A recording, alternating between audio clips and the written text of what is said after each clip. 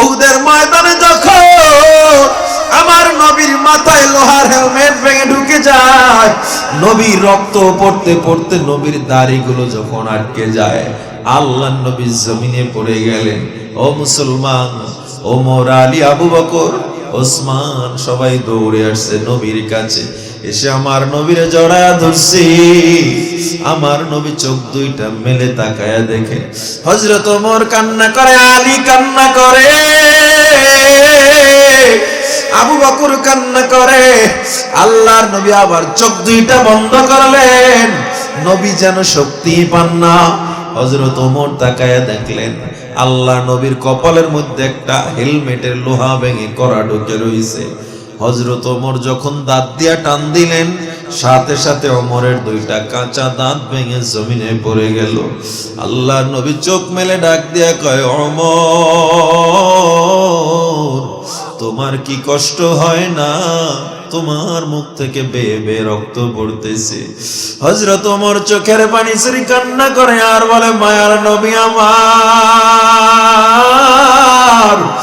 আমার কষ্ট কেন হবে? আমার কষ্ট এক জায়গায়, লিআন্নালি নাফসান ওয়াহিদা, আল্লাহ আমাকে কেন একটা জীবন দিল? আল্লাহ যদি আজকে আমাকে 100 জীবন দিত কতই না ভালো হইতো। আমি যদি শুনতাম আপনাকে হেফাজত করার জন্য আপনার এক ফোঁটা রক্ত জমিনে পড়বে না, আমি 100 ওমর হলেও আপনাকে আমি সেদিন রক্ষা করতাম। আমার চোখের সামনে আপনার কপালটা ফেটে গেল, আপনার দাঁত ভেঙে গেল, আমার সহ্য হয় না নবী আমার। এই দাঁত ভাঙা আমার কাছে কোনো কষ্টই মনে হয় না।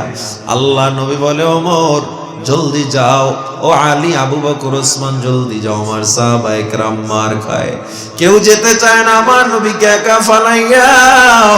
আমার নবী রক্তাক্ত, আমার নবী আমার বাধ্য হয়ে কসম করে বললেন, আল্লাহর কসম করে বলি তোমরা চলে যাও। আল্লাহর নবীর কসম শুনে বাধ্য হয়ে সবাই যখন রওনা দিল, হযরত ওমর ইয়াতীমের মতো মাথাটা নবীর দিকে ঘুরায় আর ডেকে বলে, মায়ার নবী পাঠা দেন, কিন্তু আপনার যদি কিছু হয়ে যায় আমি ওমর দুনিয়ায় কিন্তু বাঁচবো না। আল্লাহর নবী যখন সবাইকে পাঠিয়ে দিলেন, আমার নবীকে একাপে বেঈমানরা তীর মারা শুরু করলো। তলহা রাদিয়াল্লাহু তাআলা লাফ দিয়া গিয়া নবীর সামনে দাঁড়া যায়। আল্লাহর নবীর গায়ে তীর আসা শুরু হয়। যেদিক থেকে তীর আসে সেদিকেই তলহা তার শরীরটা ঘুরায়া দেয়, যেদিক থেকে তীর আসে সেদিকেই তার বুকটারে ঘুরায়া দেয়। আমার নবী তলহার দিকে তাকা বলে, তলহা তোমার শরীরে জায়গা নাই, কষ্ট কি হয় না? তলহা কান্না করে আর বলে, ও নবী আপনার চেয়ে বেশি কষ্ট আমার হয় না। ও নবী, আমার একটা তীরের আঘাত, আমার যদি 100 তীরের আঘাত আসে আপনার এক ফোঁটা রক্ত আমি তলহার কাছে সহ্য হয় না। একটা তীরের আঘাতে মানুষ দাঁড়ায়া থাকতে পারে না।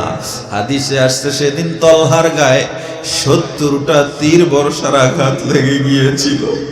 যে একটা তীরের আঘাতে মানুষ দাঁড়াইতে পারে না, এই তলহা 70 তীর বর্ষার আঘাত নিয়ে আমার মায়ার নবীরে কাঁধে উঠাইছে। আমার নবীরে কাঁধে উঠাইয়া পাহাড়ের উপরে চলে যায়। আল্লাহু আকবার, জোরে বলেন আল্লাহু আকবার। একটা তীরের আঘাতে মানুষ জমিনে দাঁড়াইতে পারে না। যারা মদিনায় গেছেন দেখছেন উহুদ পাহাড়টা কত উঁচু, কত উপরে। একটা সুস্থ স্বাভাবিক মানুষ সেখানে ওঠা বড় মুশকিল। আর তলহা সেখানে 70টা তীর বর্ষার আঘাত নিয়ে নবীরে কাঁধে নিয়ে পাহাড়ের উপরে চলে গেছে। আমার নবীকে পাহাড়ের উপরে নিয়ে তলহা জমিনে শুয়ে পড়ছে। আমার নবী তলহার মাথাটা নিজের রানের উপরে উঠাইয়া নেয়। আমার নবী মাথা মুছার কয়, তলহা তোমার বুঝি অনেক কষ্ট হয়?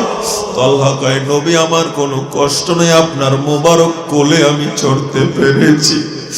ও নবী, আমার কোনো কষ্ট নাই, আপনার দামি হাত আমার মাথায় বুলাইছে। মদিনার জিন্দেগিতে আমার নবী হঠাৎ হঠাৎ করে কান্না করতেন। একদিন আবু লুবাবা রাদিয়াল্লাহু তাআলা জিজ্ঞাসা করে, ও নবী, আপনি কেন কোনো প্রসঙ্গ ছাড়া কান্না করেন? ও নবী, আপনি কেন কোনো প্রসঙ্গ ছাড়া কান্না করে দেন? আল্লাহ নবী ডেকে বলে, আবু লুবাবা, আমি কোনো প্রসঙ্গ ছাড়া কান্না করি না। আমি কান্না করি যখন আমার তলহার কথা মনে পড়ে যায়। উহুদের ময়দানে আমার তলহা আমার জন্য জীবনটা দিয়ে দিয়েছিল। জামিয়া তালিমিয়া মাদ্রাসা ঢাকার উদ্যোগে আয়োজিত অধ্যকার জাতীয় ইসলামী মহাসম্মেলন তাফসীরুল কোরআন মাহফিলের উপস্থিত সদরে জলসা সম্মানিত প্রিন্সিপাল ও মাহফিলের সভাপতি সাহেব, উপস্থিত হযরত আসাতাজায়ে কেরাম, তলাবায়ে ইলম, বাংলাদেশের বিভিন্ন প্রান্ত থেকে আগত আল্লাহ পাকের প্রিয় বান্দাগণ, আল্লাহ পাকের দরবারে অসংখ্য শুকর আদায় করছি, যিনি আমাদেরকে অত্যন্ত দয়া ও মায়া করে ভালোবেসে পবিত্র জুমার নামাজ আদায়ের পরে আল্লাহ পাকের রেজামন্দি হাসিলের উদ্দেশ্যে কোরআন ও সুন্নাহর কিছু কথা শোনার জন্য আবার আমাদেরকে বসার তৌফিক দিলেন। আল্লাহ পাকের দরবারে সকলে একবার শুকর আদায় করি, আলহামদুলিল্লাহ।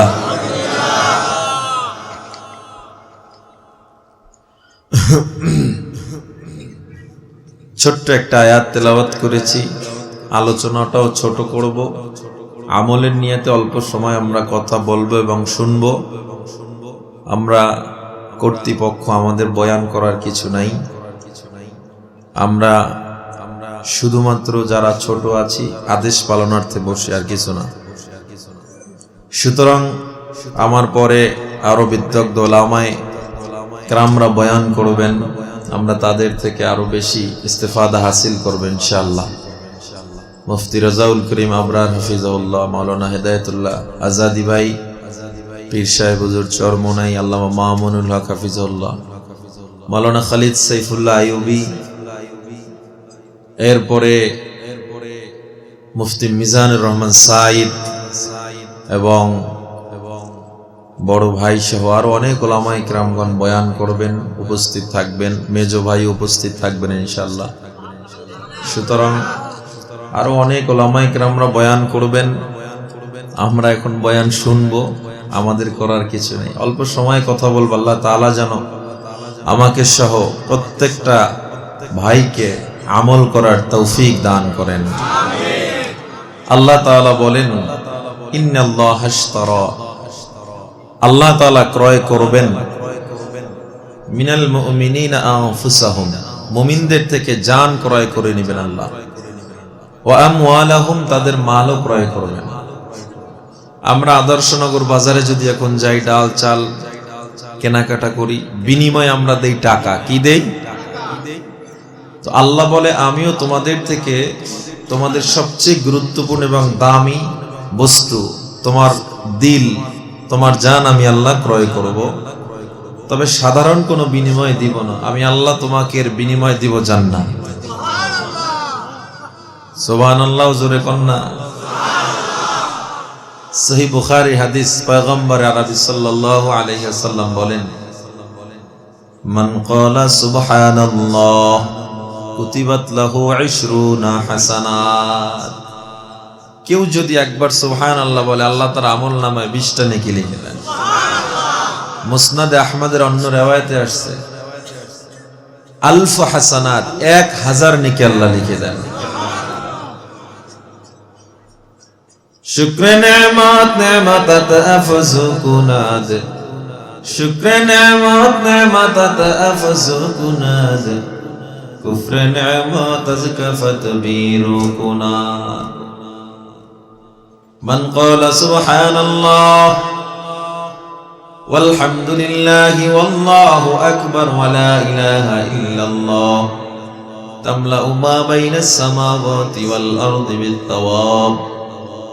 বান্দা যখন জবান থেকে একবার শুধু সুবহানাল্লাহ বলবে, আলহামদুলিল্লাহ বলবে, আল্লাহু আকবার অথবা লা ইলাহা ইল্লাল্লাহ, আল্লাহ বান্দার আমলনামায় কেমন সওয়াব দেয়।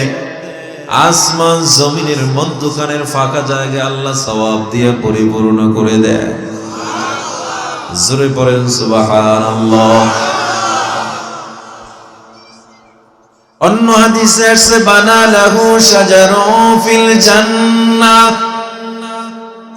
একটা তাসবিহাতের এত দাম, বান্দা যখন জবান থেকে এই তাসবিহগুলো পড়ে দেয়, আল্লাহ বান্দার জন্য জান্নাতে একটা ফলের গাছ তৈরি করে দেন। ফলের গাছটা কত বড়!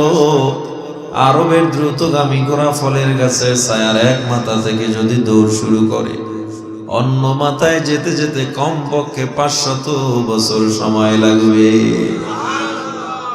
তা কিয়ামত গরবাগু ইয়ামসি কালাম, তা কিয়ামত গরবাগু ইয়ামসি কালাম, সদ কিয়ামত বগজারো দিনা তামাম। শুকরে নিয়ামত নিয়ামতাত আফজু কুনাদ, শুকরে নিয়ামত নিয়ামতাত আফজু কুনাদ, কুফরে নিয়ামত কাফাত মিরু কুনাদ। এজন্য এমন একটা মজলিসে আমরা বসছি যেখানে বসলেই সগীরা গুনাহ মাফ হয়ে যায়। হাদিসে কুদসি পয়গম্বর আরবি সাল্লাল্লাহু আলাইহি ওয়াসাল্লাম বলেন, যেই মজলিসে জিকির হয়, যেই মজলিসে কোরআন সুন্নাহর আলোচনা হয়, যেই মজলিসে ফিকহের আলোচনা হয়, ওই মজলিসে নাযালাত আলাইহিমুস সাকিনা, আল্লাহ সরাসরি রহমত এবং নূর নাজিল করেন। সুতরাং যারা জামিয়া তালিমে আসছে মাহফিলে, নিজের ইচ্ছে আসি না, আল্লাহর খাস রহমত আপনার আমার উপরে আছে বিধায় এমন দামি মজলিসে আসার সৌভাগ্য হয়েছে। আল্লাহ তাআলা বলে, আমি আল্লাহ বান্দার জান এবং মাল ক্রয় করব, বিনিময় দিব জান্নাত। এবার আমাকে বলেন, যারা বাজারে যান, যারা বাজারে যান সামান কেনার জন্য যান, বাজারে গিয়া মাছ কিনে কেউ পচাটাও কিনে, কেউ 1 নম্বরটা ছাড়া কিনে না, কেউ বড়টা ছাড়া কিনে না, ঠিক না? ক্রেতায় ক্রেতায় ভিন্নতা আছে না নাই? যার কোয়ালিটি যত ভালো তার প্রোডাক্ট কেনার কোয়ালিটিও তত হাই। এমপি লেভেলে যান, মন্ত্রী লেভেলে যান, আর উপরে যাবেন, তাদের প্রোডাক্ট কেনা, তাদের মাল সামানা কেনার কোয়ালিটি আরো হাই। অনেক কিছু ফাইন্ড আউট করে ভালো করে দেখে শুনে তারা মাল কিনে। সেখানে আমার আল্লাহ ক্রেতা হইলেন, তাইলে তিনি কেমন প্রোডাক্ট কিনবেন? কসামাস ওয়ালা মার্কা প্রোডাক্ট কিনবেন, 2 নাম্বার প্রোডাক্ট কিনবেন।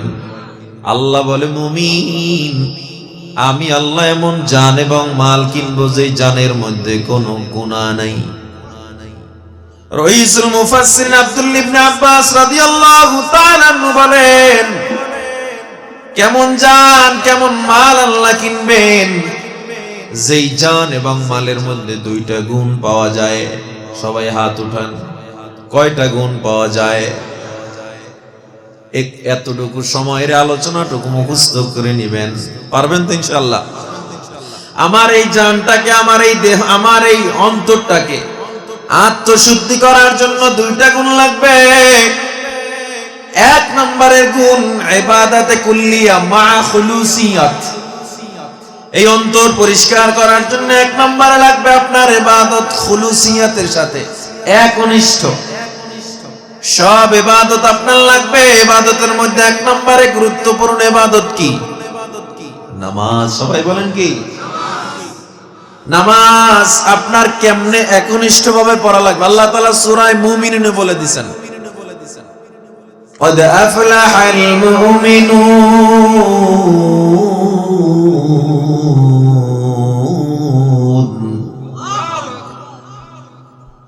الذين هم في صلاتهم خاشعون।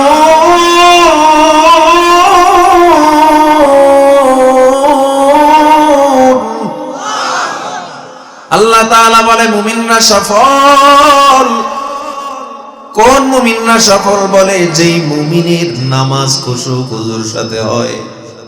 এজন্য জান পরিষ্কার করার জন্য 2টা শর্ত। 1 নম্বরে ইবাদত হতে হবে ইখলাসের সাথে। তা নামাজের ইখলাস কোনটা? সব নামাজেরই নামাজ এক না।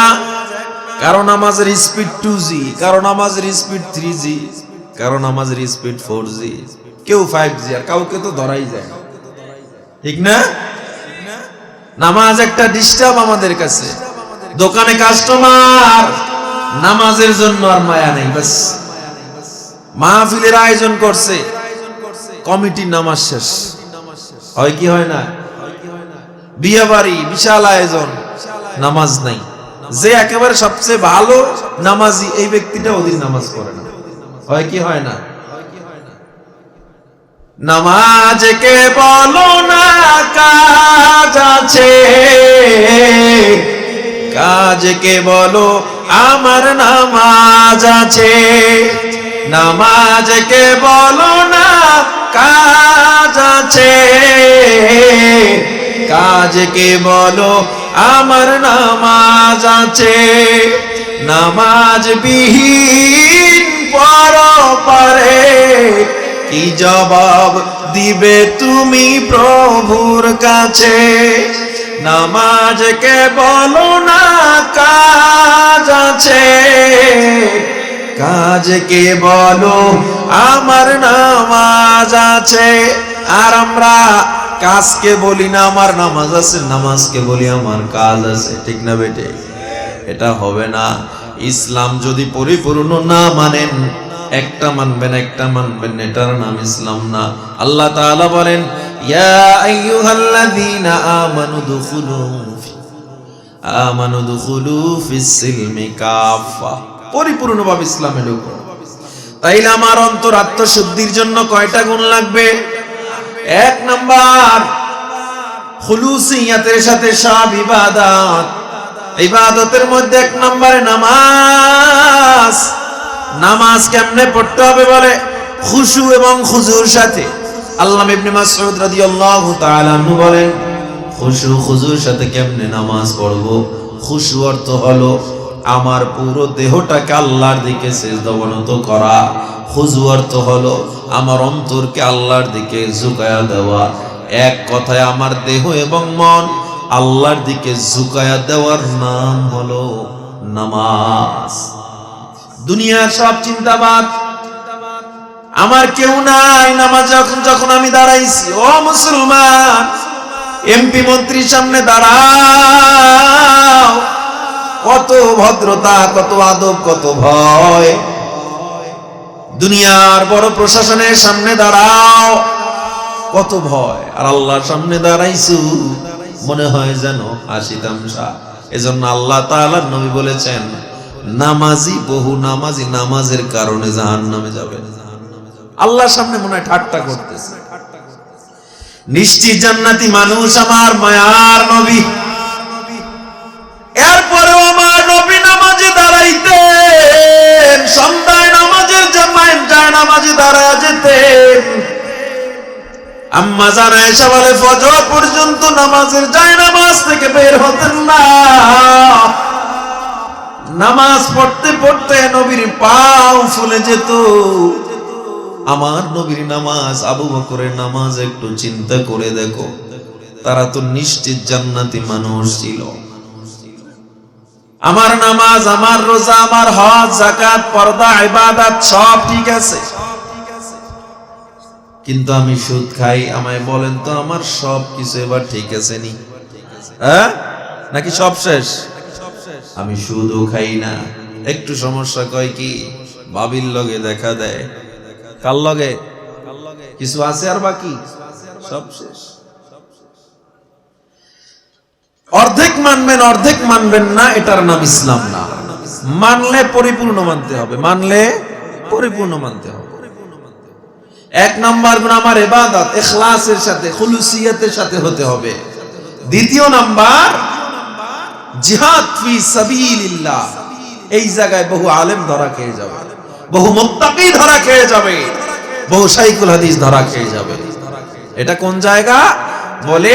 ইবাদতের পাশাপাশি আল্লাহর রাস্তায় জীবনকে বিলিয়ে দেওয়ার জন্য জানকে প্রস্তুত রাখতে হবে, না হয় এই জান আল্লাহ তাআলা কিনবেন না। বহু আলেমরা বলতে চায়, জায়নামাজে বসে যদি আমি দোয়া করি ইসলাম কায়েম হয়ে যাবে। জায়নামাজে বসে দোয়া করলে যদি ইসলাম কায়েম হয়ে যাইতো, আল্লাহ নবী উহুদের ময়দানে গিয়ে রক্ত দেওয়ার প্রয়োজন ছিল না। কথা বলেন। জায়নামাজে বসে যদি ইসলাম কায়েম হয়ে যাইতো, 27টা যুদ্ধে আমার নবীর গিয়া তো কষ্ট করে উপস্থিত হওয়া লাগতো না।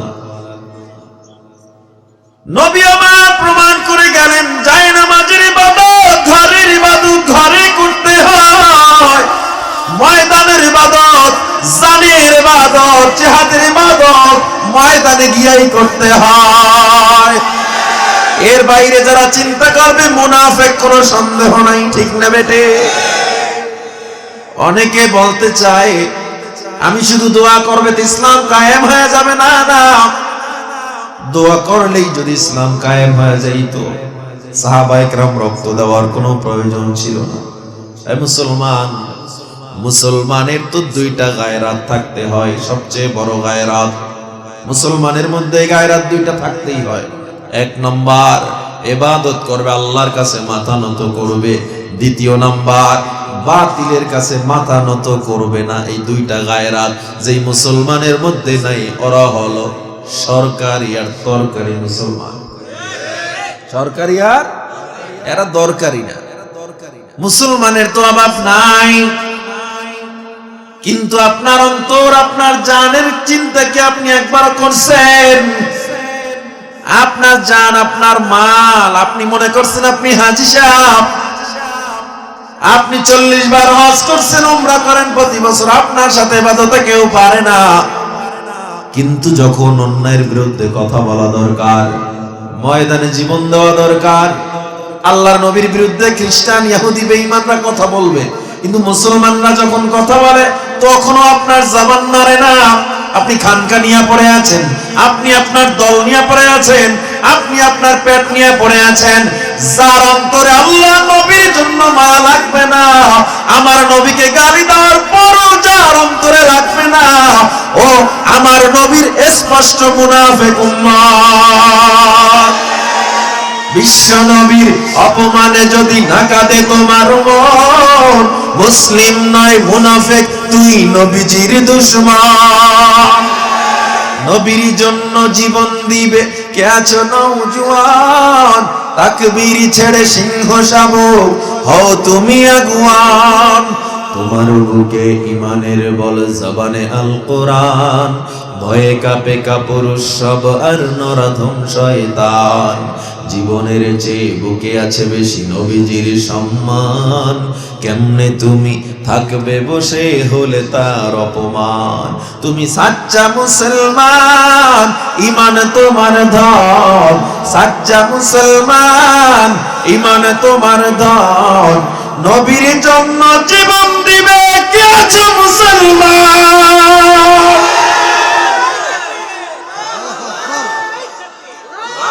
ও মুসলমান ইমানদার, আমি বলি না, আমার নবী বলে দেন, লা ইউমিনু আহাদুকুম হাত্তা আকুনা আহাব্বা ইলাইহি মিন ওয়ালিদিহি ওয়া ওয়ালাদিহি ওয়ান নাসি আজমাইন। মুমিন হতে পারবে না যতক্ষণ না পর্যন্ত তোমার মা বাবা, তোমার দল, তোমার সব মানুষের মধ্যে আমি নবীকে বেশি ভালো না বাসবা, মুমিন হতে পারবা না। উহুদের ময়দানে যখন আমার নবীর মাথায় লোহার হেলমেট ভেঙে ঢুকে যায়, নবীর রক্ত পড়তে পড়তে নবীর দাড়িগুলো যখন আটকে যায়, আল্লাহ নবী জমিনে পড়ে গেলেন। ও মুসলমান, ওমর, আলী, আবু বকর, ওসমান সবাই দৌড়ে আসছে নবীর কাছে, এসে আমার নবীরে জড়ায়া ধরছে। আমার নবী চোখ দুইটা মেলে তাকায়া দেখে হযরত ওমর কান্না করে, আলী কান্না করে, আবু বকর কান্না করে। আল্লাহর নবী আবার চোখ দুইটা বন্ধ করলেন, নবী যেন শক্তি পান না। হযরত ওমর তাকায়া দেখলেন আল্লাহ নবীর কপালের মধ্যে একটা হেলমেটের লোহা ভেঙে কড়া ঢুকে রইছে। হযরত ওমর যখন দাঁত দিয়া টান দিলেন, সাথে সাথে ওমরের দুইটা কাঁচা দাঁত ভেঙে জমিনে পড়ে গেল। আল্লাহর নবী চোখ মেলে ডাক দিয়া কয়, ওমর, তোমার কি কষ্ট হয় না? তোমার মুখ থেকে বেয়ে বেয়ে রক্ত পড়তেছে। হযরত ওমর চোখের পানি ছেড়ে কান্না করে আর বলে, মায়ার নবী আমার কষ্ট কেন হবে? আমার কষ্ট এক জায়গায়, লিআন্নালি নাফসান ওয়াহিদা, আল্লাহ আমাকে কেন একটা জীবন দিল? আল্লাহ যদি আজকে আমাকে 100 জীবন দিত কতই না ভালো হইতো। আমি যদি শুনতাম আপনাকে হেফাজত করার জন্য আপনার এক ফোঁটা রক্ত জমিনে পড়বে না, আমি 100 ওমর হলেও আপনাকে আমি সেদিন রক্ষা করতাম। আমার চোখের সামনে আপনার কপালটা ফেটে গেল, আপনার দাঁত ভেঙে গেল, আমার সহ্য হয় না নবী আমার। এই দাঁত ভাঙা আমার কাছে কোনো কষ্টই মনে হয় না। আল্লাহ নবী বলে, ওমর জলদি যাও, ও আলী, আবু বকর, ওসমান জলদি যাও, আমার সাহাবায়ে কেরাম মার খায়, কেউ যেতে চায় না আমার নবীকে একা ফালাইয়া। আমার নবী রক্তাক্ত, আমার নবী আমার বাধ্য হয়ে কসম করে বললেন, আল্লাহর কসম করে বলি তোমরা চলে যাও। আল্লাহর নবীর কসম শুনে বাধ্য হয়ে সবাই যখন রওনা দিল, হযরত ওমর ইয়াতীমের মতো মাথাটা নবীর দিকে ঘুরায় আর ডেকে বলে, মায়ার নবী পাঠা দেন, কিন্তু আপনার যদি কিছু হয়ে যায় আমি ওমর দুনিয়ায় কিন্তু বাঁচবো না। আল্লাহর নবী যখন সবাইকে পাঠিয়ে দিলেন, আমার নবীকে একাপে বেঈমানরা তীর মারা শুরু করলো। তালহা রাদিয়াল্লাহু তাআলা লাফ দিয়া গিয়া নবীর সামনে দাঁড়া যায়। আল্লাহর নবীর গায়ে তীর আসা শুরু হয়, যেদিক থেকে তীর আসে সেদিকেই তালহা তার শরীরটা ঘুরায়া দেয়, যেদিক থেকে তীর আসে সেদিকেই তার বুকটারে ঘুরায়া দেয়। আমার নবী তালহার দিকে তাকা বলে, তালহা তোমার শরীরে জায়গা নাই, কষ্ট কি হয় না? তালহা কান্না করে আর বলে, ও নবী আপনার চেয়ে বেশি কষ্ট আমার হয় না। ও নবী, আমার একটা তীরের আঘাত, আমার যদি 100 তীরের আঘাত আসে আপনার এক ফোঁটা রক্ত আমি তালহার কাছে সহ্য হয় না। একটা তীরের আঘাতে মানুষ দাঁড়ায়া থাকতে পারে না। হাদিসে আসছে সেদিন তালহার গায়ে 70টা তীর বর্ষার আঘাত লেগে গিয়েছিল।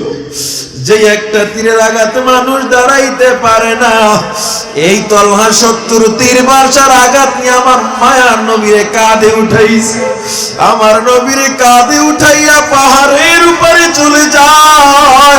আল্লাহু আকবার, জোরে বলেন আল্লাহু আকবার। একটা তীরের আঘাতে মানুষ জমিনে দাঁড়াইতে পারে না। যারা মদিনায় গেছেন দেখছেন উহুদ পাহাড়টা কত উঁচু, কত উপরে। একটা সুস্থ স্বাভাবিক মানুষ সেখানে ওঠা বড় মুশকিল।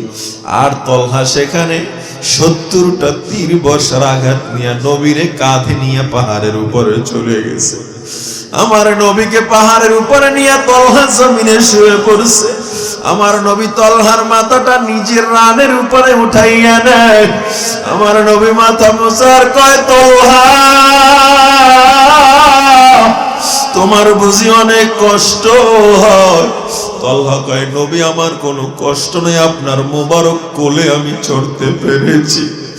ও নবী আমার কোনো কষ্ট নাই, আপনার দামি হাত আমার মাথায় বুলাইছে। মদিনার জিন্দেগিতে আমার নবী হঠাৎ করে কান্না করতেন। একদিন আবু লুবাবা রাদিয়াল্লাহু তাআলা জিজ্ঞাসা করে, ও নবী আপনি কেন কোনো প্রসঙ্গ ছাড়া কান্না করেন? ও নবী আপনি কেন কোনো প্রসঙ্গ ছাড়া কান্না করে দেন? আল্লাহ নবী ডেকে বলে, আবু লুবাবা আমি কোনো প্রসঙ্গ ছাড়া কান্না করি না। আমি কান্না করি যখন আমার তালহার কথা মনে পড়ে যায়। উহুদের ময়দানে আমার তালহা আমার জন্য জীবনটা দিয়ে দিয়েছিল। ও আমার মুসলমান ভাই, এজন্য অন্তরাত্ম শুদ্ধি করার জন্য 2টা গুণ লাগবে। একটা ইবাদত খুলুসিয়াতের সাথে, দ্বিতীয় নাম্বার জান আল্লাহর রাস্তায় কোরবানি করার জন্য প্রস্তুত থাকা লাগবে। এই দুইটা গুণ জীবন থাকার জাত, দুই গুণের উপরে আমরা আমার শেষ নিঃশ্বাস পর্যন্ত ইখলাসের সাথে থাকবো। কে কে রাজি আছেন? আল্লাহকে হাত দুইটা দেখায় দেয়। নারায়ে তাকবীর। আমাদের এই আত্মশুদ্ধির জন্য যে দুইটা গুণ তাফসীরে আল্লাহর নবী সুন্দর করে আমাদের জন্য স্পষ্ট করে দিয়েছেন। আল্লামা ইবনে আব্বাস বলেন, এই দুইটা গুণ যার মধ্যে থাকবে ব্যক্তির মৃত্যু হতে দেরি, জান্নাতে যাইতে দেরি। আল্লাহ আমাদের কবুল করে নেন। আমিন সুম্মা আমিন। ওয়া আখির দাওয়ানা আনিল হামদুলিল্লাহি রাব্বিল আলামিন।